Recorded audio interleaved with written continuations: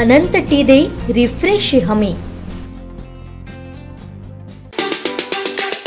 आपण सुरू करत नाही तोपर्यंत याच्यावर आणि प्रत्येक शेतकऱ्याला आता तुम्ही प्रत्येकाने 50 माणसांना गावात जाऊन सांगायला पाहिजे, वाड्यावाड्यात आणि बैठका उद्यापासून नियोजन कार्यक्रम तर तयार करूया। आज तुम्ही प्रमुख कार्यकर्ते आहात, उद्या नियोजन करून प्रत्येक शेतकऱ्याला सांगायला पाहिजे की बाबा आमचा हॉस्पिटलचा प्रश्न उठसूट बांबोळी, एखाद्या घरात एखाद्याच्या माणूसच नाही, कितीतरी आम्ही जातो मग कोणतरी पाठवून देतो, कितीतरी माणसंच नाही त्या घरात आणि त्याला हॉस्पिटलला। काल आमच्याकडे ते एक छोटा नळा पडला होता त्या पेढेवाडीच्या घराची लाकडं वगैरे आमच्या कामगारांनी जाऊन काढली, तर त्याला फक्त ते खोप पडली होती, पण ते डॉक्टर काय म्हणाले त्याला सिटी स्कॅन वगैरे करायला आमच्याजवळ काही नाही। त्यामुळे तुम्ही बांबोळीला घेऊन जा। बांबोळीला गेल्यावर ते हसायला लागले। सावंतवाडी म्हटल्यानंतर की आमच्या इकडचे पेशंट गेल्यानंतर ते आता बघून घेत नाही, पाहिजे तर आमचा रोज जाण्यानं संपर्क असतो। कंपल्सरी तुम्ही जरा कोणाला तरी विचारा तिकडे, इकडचे आमचे लोक गेले ना घाटी म्हणतात, घाटी आम्हाला आता घाटी सुरू केलं का म्हणून, काय कमी आहे आमच्या महाराष्ट्रात, काय कमी आहे आमच्या सिंधुदुर्गात, काय कमी आहे आमच्या राजसंस्थानिक नाव, आम्ही राजघराण्याची माणसं नाही, राजघराण्याचे संस्थानिक आम्ही लाचारी करायला गोव्याला, उठसूट गोव्याला, उठसूट गोव्याला, उठसूट गोव्याला। तुम्हाला मी आकडा देतो, उद्या ज्यावेळी परत एक सभा लावणार संपूर्ण तालुका, तिन्ही मतदारसंघात तिन्ही तालुक्याची सभा लावणार, सावंत जोडामाने वेंगुर्ला त्या सभेत। आणि मुख्य सूत्र जिथून आहे ना आता राजकारणाचं, मुख्य सूत्र सावंतवाडीतून आहे, म्हणून सावंतवाडी मतदारसंघावरच बोलणार, बाकीच्या मतदारसंघावर बोलणार आणि काम करण्याची पद्धत तुम्हाला एक सांगतो बांधवांनो। मी माझे एक मित्र गुढीपूरचे गंगावणे, त्यांच्या मुलीचं मुंबईला एक रूम होता, छोटासा रूम होता, खोली होती, त्या खोली एक बिल्डरने सांगितलं हे सगळं मी घेतो आणि तुम्हाला बांधून देते। त्या बिचारी गरीब असल्यामुळे तिला कोण बघत नव्हतं, तिने तिला अक्षरशः वर्ष दीड वर्ष त्याला काय केलं नाही। मी एक दिवशी सन्मानित नितेश राणे साहेबांकडे त्या गंगावण्याला घेऊन गेलो तर नितेश राणे बसले होते। त्यांचं कसं पद्धत कशी आहे, आमचं कसं आहे, सगळे 100 जण बाबडे थांबले, तुझ्याबरोबर बोलणार, इकडे बघणार, तुझ्याकडे हे करणार, कोणाचंही एकाचं काम नाही। ते अष्टप्रधान मंडळ आहे ते 24 तास त्यांच्या बरोबर, आमचे जे आहेत ना ते अष्टप्रधान मंडळ आहे ते 24 तास त्यांच्या बरोबर, त्याच्याशिवाय काय नाही, त्यांना माहिती आहे आपण उद्या निवडून येणार 100% निवड। तर नितेश राणेने मला बघितल्यानंतर मला त्यांनी सांगितले साहेबांची पद्धत बाबा अशी आहे, तर म्हटलं असू दे ना, मला बरं वाटलं एवढी मोठी गर्दी बघून नितेश राणे साहेबांकडे, कारण दादांबरोबर आम्ही काम केलं दादांच्या हाताखाली, बरं वा म्हटलं बरं वाटलं मला।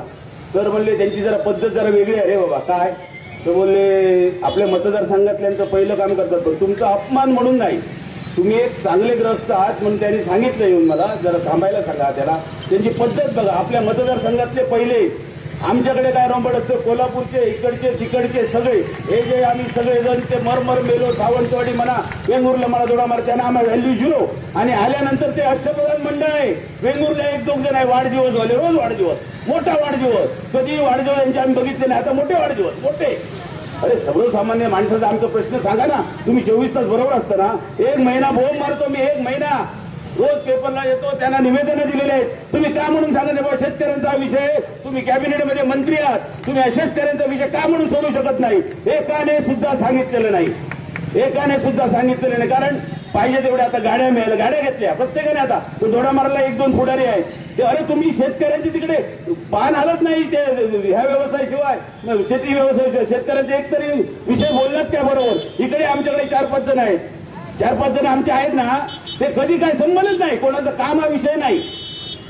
मी का म्हणून सांगतो, नितेश राणेने आम्ही ज्यावेळी गेलं त्यावेळी त्यांनी सांगितलं, त्या विचारलं काय असं असं सांगितलं, ते डायरेक्ट त्या बिल्डरचा पीएला सांगितलं नंबर शोधून काढ, त्या पीएचा नंबर घेतला, पीएला सांगितलं माझ्या जिल्ह्यातली मुलगी आहे, माझी बहीण आहे ती, मला माहित नाही हिचं काय काम असेल ते कर आणि मला परत फोन करून सांग म्हणून सांगितलं नितेश राणेने।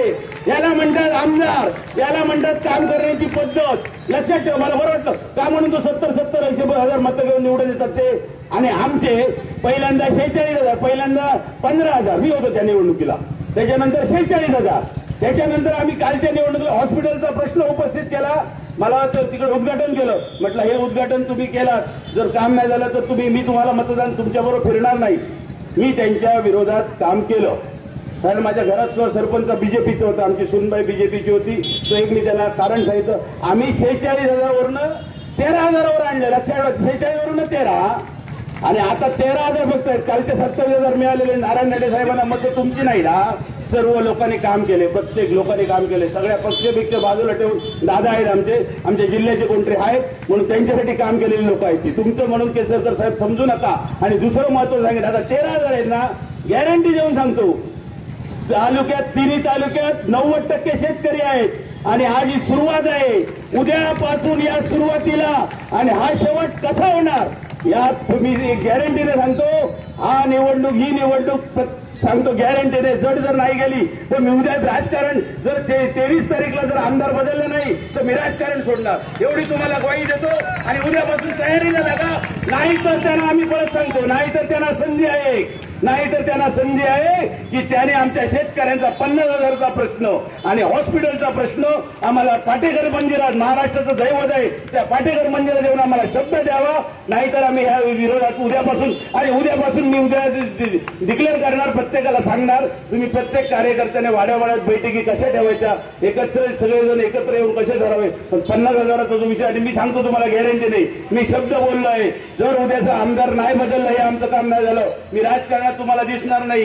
या पांडुरंगाच्या समोर आणि माझ्या कालिका देवीला स्मरून सांगतो आणि उपयोग. त्यासाठी मी माझ्यासारखा जर तळागाळात रात्रंदिवस वळवळणारा जर कार्यकर्ता तुम्हाला परत पाहिजे असेल तर लक्षात ठेवा, 36 वर्ष राजकारणात आहे. जमीन जुमला सर्व विकून बसलोय, फक्त घरावर एक कौल सुद्धा घातलेले नाही. शब्द मी देतो, जर आमचं हे काम झालं नाही तर हे आमदार राहिले तर मी राजकारण करणार. या जिद्दीसाठी प्रत्येक शेतकऱ्याने एकजूट दाखवायला पाहिजे. आणि हे 50,000 आमचे जीव, आमच्या खेड्यापाड्यात गोरगरिबांचे जीव जाणार. आता तुम्ही ज्यावेळी सांगणार, तुम्हाला कोणाला माहित नाही हे 50,000 विषय आहे. ज्यावेळी तुम्ही जाऊन शेजाऱ्या पाजाऱ्याला सांगणार, घरी जाऊन सांगणार, त्यावेळी त्यांना वाटतं अरे माझ्या वडिलांनी लावलेली झाडं मी विकू शकत नाही का, माझ्या आजोबांनी लावलेली झाडं मी 50,000 रुपये दंड भरू का, माझ्या मुलांच्या शिक्षणासाठी पाहिजे, माझ्या मुलाच्या औषध पाण्यासाठी पाहिजे. आणि प्रायव्हेट हॉस्पिटलमध्ये आम्ही जाऊ शकत नाही. आमचे दिवसभरातले सर्व अपडेट्स, ताज्या घडामोडी आणि थेट लाईव्ह पाहण्यासाठी सबस्क्राईब करा, लाईक करा कोकणचं नंबर 1 महा चॅनल कोकण 7 लाईव्हचं YouTube चॅनल.